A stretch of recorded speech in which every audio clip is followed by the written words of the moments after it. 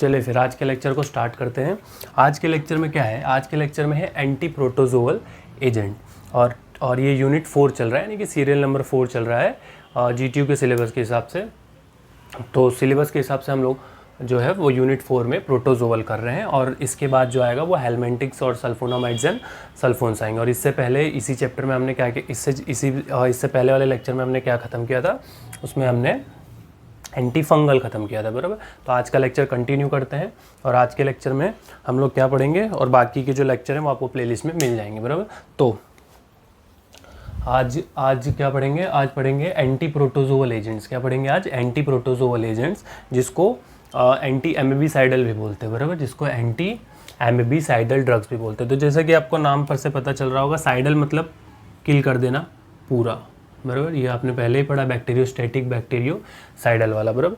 तो एमिबिसाइडल, तो ये एमिबी, आप सबसे पहले जानते हैं कि ये प्रोटोजोआ क्या होता है, उसके बाद एमिबिसाइडल क्या होता है। तो स्टार्ट करते हैं। सबसे पहले क्या होता है कि देखिए, ये जो होता है वो एक प्रोटोजोअल इन्फेक्शन होता है। क्या होता है? एक, बराबर। तो देखो, ये जो एंटी प्रोटोजोअल ड्रग देते हैं वो क्या प्रोटोजोआ, अब जैसे कि आपने माइक्रो ऑर्गेनिजम्स पढ़ा था कि माइक्रो ऑर्गेनिजम्स के, आपने पढ़ा था कि माइक्रो ऑर्गेनिज्म का क्लासिफिकेशन क्या होता है। तो हमने पढ़ा था कि माइक्रो ऑर्गेनिज्म के क्लासिफिकेशन में क्या क्या आता है। माइक्रो ऑर्गेनिज्म के क्लासिफिकेशन में जैसे कि था कि बैक्टीरिया आता है, वायरस आता है, फंगी आता है, प्रोटोजोआ। तो फंगी आया तो हमने फंगस के लिए पढ़ा था, बराबर। बैक्टीरिया आया तो एंटीबैक्टीरियल पढ़ा, बराबर, एंटीबायोटिक देने के लिए। अब ये प्रोटोजोआ है, तो माइक्रो ऑर्गेनिजम्स में क्लासिफिकेशन देखें तो अब ये प्रोटोजोअल आया, बराबर। तो प्रोटोजोआ, तो ये हम ड्रग जो देते हैं एंटी प्रोटोजोअल, वो प्रोटोजोआ को मारने के लिए देते हैं। प्रोटोजोआ क्या होता है? एक माइक्रो ऑर्गेनिजम्स होते हैं, बराबर। तो देखो, use to treat infection caused by protozoa, यानी ऐसा इन्फेक्शन जो कि प्रोटोजोआ से हुआ हो, बराबर। ऐसा इन्फेक्शन जो कि प्रोटोजोआ से हुआ हो, उसको हमको किल करना होता है, यानी उसको, उस इन्फेक्शन को हमको मिटाना होता है। अभी प्रोटोजोआ क्या होता है तो हमको पहले से पता है, माइक्रो ऑर्गेनिज्म होता है, बराबर। कैसा माइक्रो ऑर्गेनिज्म होता है? सिंगल सेल माइक्रो ऑर्गेनिज्म, यानी कि इसके अंदर सेल एक सेल होता है, बराबर। उसके बाद अब इसके टाइप्स भी होते हैं, बराबर। जैसे बैक्टीरिया का टाइप था, फंगी का था, तो फंगस का था, उसमें फंगी था, ईस्ट था, मोल्ड था, बराबर। तो ऐसे इसका भी टाइप है। तो इसमें टाइप कौन कौन से आते हैं? एमेबा आता है, बराबर। तो देखो, अब ये नाम और ये नाम मिल रहा है, बराबर, थोड़ा एमेबिसाइडल, एमेबाई, बराबर। तो आगे देखते हैं। एमेबाई, इसको बोलते हैं एमोबोइड। हो सकता है प्रोनाउंसिएशन में गलत कर रहा हूँ, लेकिन इसमें लिखा है तो वो आप देख लेना, बराबर। एमेबाई, बराबर। तो एमेबाई क्या होता है? इसको एमोबोइड भी बोलते हैं, बराबर। अब दूसरा जो है उसको क्या बोलते हैं? फ्लैगिलेट्स। और तीसरा, चौथा, चलो ये गलत हो गया है, 1 2 3 4 5 है, बराबर। सीलिएट्स, पैरासाइट और स्पोरोजोन्स। तो हमको इससे मतलब नहीं, हमको सिर्फ फर्स्ट वाले से मतलब है। हमको किससे मतलब है? हमको सिर्फ फर्स्ट वाले से, एमेबा, यानी कि एमोबोइड, बराबर। तो एमोबोइड से हमको मतलब है। अब ये एमोबोइड क्या होता है? तो ये जो होता है वो यूकारियोटिक ऑर्गेनिजम्स में पाया जाता है। यूकारियोटिक ऑर्गेनिजम्स ऐसे जिनके अंदर न्यूक्लियस हो, बराबर। होल सेल्स हैव न्यूक्लियस, बराबर, जिनके अंदर न्यूक्लियस हो। अब न्यूक्लियस है तो उसके अंदर जो है जितनी भी न्यूक्लियस, यानी जितनी भी न्यूक्लियस की इंपॉर्टेंट चीज़ें होती हैं वो उसके अंदर होंगी, बराबर। तो पता चल गया, इन्फेक्शन होता है जो कि प्रोटोजोआ से, उसमें हम इन्फेक्शन जो कि प्रोटोजोआ के कारण होता है उसमें हम एंटी प्रोटोजोअल देते हैं। और प्रोटोजोआ में जो एमेबिसाइड होता है, अगर इसकी वजह से इन्फेक्शन होता है तो हम ये एमेबिसाइडल ड्रग्स देते हैं, बराबर। ये हो गया, बराबर, यानी कि ठीक है। टाइप क्या था इसका? 4-5 टाइप थे, जिसमें से हमको मेन जो है ये है। अब ये तो एमेबाई क्या होता है कि देखिए, प्रोटोजोअल इन्फेक्शन, ये क्या है? प्रोटोजोआ ही है। तो अब ये जो प्रोटोजोअल इन्फेक्शन होता है, ये कुछ चीज़ें, ये जो है प्रोटोजोअल इन्फेक्शन, वो कौन कौन से प्रोटोजोअल इन्फेक्शन होते हैं? जैसे कि एमोबिक डेंसेंट्री, बराबर, डायसेंट्री, जो कि किसकी वजह से होता है? इसकी वजह से होता है। मलेरिया हो गया, ये भी एक पैरासिटिक इन्फेक्शन है, बराबर, यानी प्रोटोजोअल इन्फेक्शन है। अभी कैसे होता है वो बताता हूँ।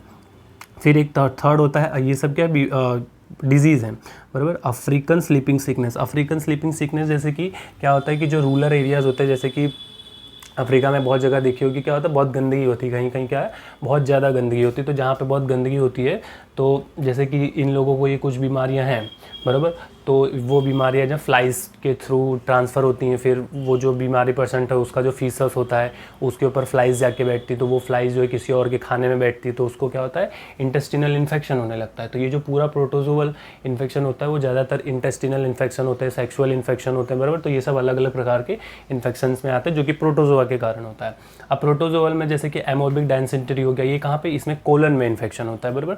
जो कोलन होता है हमारे उसका इन्फेक्शन होता है। मलेरिया हो गया, बराबर। अफ्रीकन स्लीपिंग सिकनेस बताए, तो जो अफ्रीका में क्या होता है कि जो रूरल एरियाज़ होते हैं उसमें जैसे कि बहुत गंदगी होती है, तो वहाँ पे वो गंदगी से डिजीज़ निकलती हैं, बराबर, ट्रांसमिट होती हैं, स्प्रेड होती हैं। उसके बाद जीआरडीसी यानी इंटेस्टिनल इन्फेक्शन, यानी गियार्डियासिस यानी कि इंटेस्टिनल इन्फेक्शन, यानी कि इंटेस्टाइन में इन्फेक्शन हो जाता है, वो वाला। फिर दूसरे भी आते हैं, बराबर, अलग अलग प्रकार के, लेकिन ये जो 4 थे वो मेन थे। अब देखो, शायद ये हो सकता है पता हो, लेकिन फिर भी बता देता हूँ। पैरासाइट जो होता है, अब पैरासाइट के 3-4 प्रकार होते हैं, लेकिन 2 हमको ध्यान रखना है कि पैरासाइट, उसमें कौन से पैरासाइट, 2 पैरासाइट, एक है प्रोटोजोआ और एक है हेलमिंथिस। हेलमिंथिस जो होते हैं वो वर्म होते हैं, जैसे कि वो जो कीड़े होते हैं ना, छोटे छोटे कीड़े, कभी देखा होगा, बराबर। तो उनकी वजह, वो जो कीड़े होते हैं वर्म्स बोलते हैं उनको, उनकी वजह से जो इन्फेक्शन होता है उनको हेलमिंथिस बोलते हैं, हेलमिंथिस, बराबर। और जो ये प्रोटोजोअल इन्फेक्शन जो है प्रोटोजोआ, तो ये सब दोनों क्या है, एक पैरासाइट है, बराबर। पैरासाइट यानी कि वो किसी होस्ट सेल, अपना जो उनका होता है होस्ट सेल बनाते हैं, बराबर। तो ये 2 चीज़ हो गया, पैरासाइट यानी कि 2, बराबर। ऐसे तो बहुत होते हैं, लेकिन हमको 2 ध्यान रखने हैं, एक पैरासाइट जिसके लिए हम ये पढ़ रहे हैं, और एक हेलमिंथिस जिसके हम आगे एंटी हेलमिंथिस पढ़ेंगे, बराबर। तो ये हो गया यहाँ तक की कहानी। अब ये वाला जो है एमीबियासिस, जिसके लिए हम एमीबीसाइडल ड्रग्स देते हैं, उसमें थोड़ा ध्यान से देखते हैं क्या होता है कि एमीबियासिस हो जाता है। अब ये एमीबियासिस होता क्या है, बराबर। तो एमीबियासिस क्या होता है, इन्फेक्शन इन द कोलन, यानी आपका जो कोलन होता है, कोलन की जो म्यूकस मेम्ब्रेन होती है वो रैप्चर होने लगती है इस इन्फेक्शन के कारण। कौन से इन्फेक्शन के कारण, तो एक होता है कौन से प्रोटोजोआ के कारण, तो प्रोटोजोवन एंटामोबा हिस्टोलिटिका, इसके कारण जो है क्या होता है कि आपके जो कोलन होता है उसका म्यूकस मेम्ब्रेन जो है वो रैप्चर होने लगता है, बराबर। तो एमोबियासिस क्या है, infection in the colon, it is a parasitic infection caused by protozoan Entamoeba histolytica, बराबर। इसकी वजह से होता है, ये जो एमोबियासिस है वो इसकी वजह से होता है, बराबर। स्प्रेड, अब स्प्रेड कैसे होता है, तो जैसा कि पहले बताया था, स्प्रेड थ्रू ह्यूमन फीसिस, यानी कि जैसे कि मान लो किसी को ये इन्फेक्शन पहले से है, अब वो इन्फेक्शन ने कहीं पूप किया, क्योंकि अब ये जब जो है जैसे कि रूरल एरियाज़ में वहाँ पे तो क्या बाथरूम होते नहीं हैं, बराबर। तो जैसे खुले में कहीं पूप किया यानी फीसिस किया, बराबर, तो क्या होता है उस पर आके फ्लाइज बैठती हैं, बराबर। जो छोटे छोटे कीड़े मकोड़े होते हैं बैठते हैं, फ्लाइज आके मक्खी आके बैठती, फिर वही जाती है किसी के खाने में बैठती है, बराबर। तो उसकी वजह से क्या होता है, ये स्प्रेड करते हैं, बराबर। इसकी वजह से क्या होता है, यानी उसके अंदर तो था ही, तो उसके फीसस में भी उसके कुछ पार्ट्स गए होंगे, बराबर, जो बीमार इंसान था, तो अब वो जो है वो दूसरे इंसान के फूड्स में जाते हैं, बराबर। तो इन्फेक्शन ऐसे स्प्रेड होता है।